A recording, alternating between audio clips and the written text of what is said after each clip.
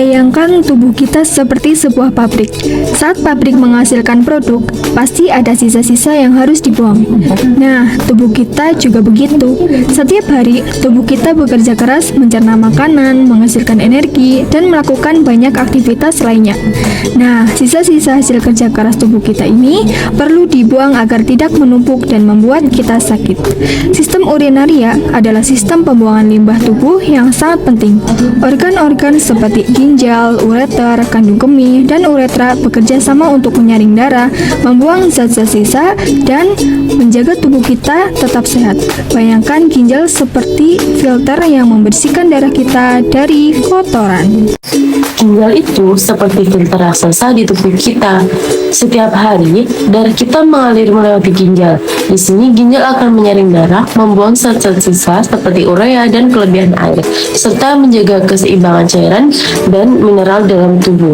Nah, ureter itu seperti sela yang menghubungkan ginjal dengan kandung kemih. Fungsinya untuk membawa urin yang sudah disaring oleh ginjal menuju tempat penampungan sementara, yaitu kandung kemih. Nah, sedangkan kandung kemih itu sendiri adalah kantung yang menampung urin.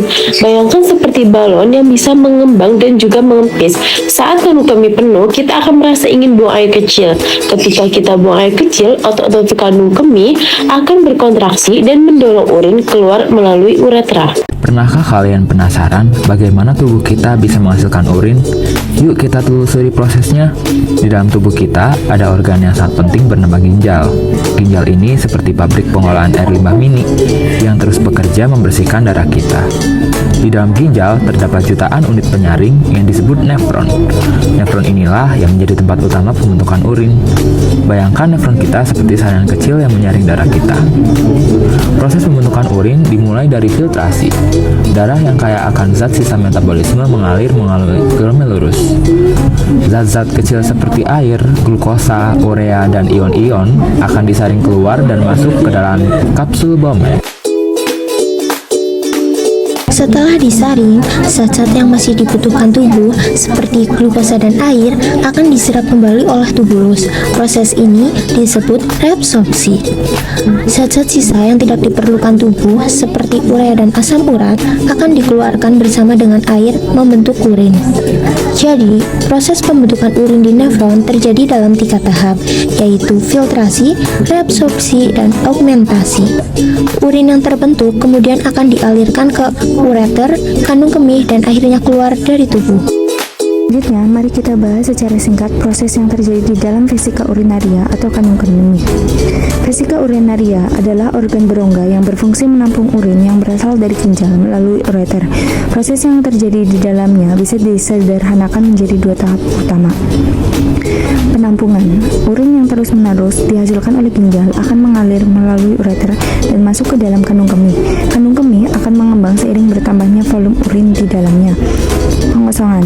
Ketika kandung kemih sudah penuh, reseptor saraf di dinding kandung kemih akan mengirimkan sinyal ke otak. Otak kemudian akan memberikan perintah untuk mengosongkan kandung kemih.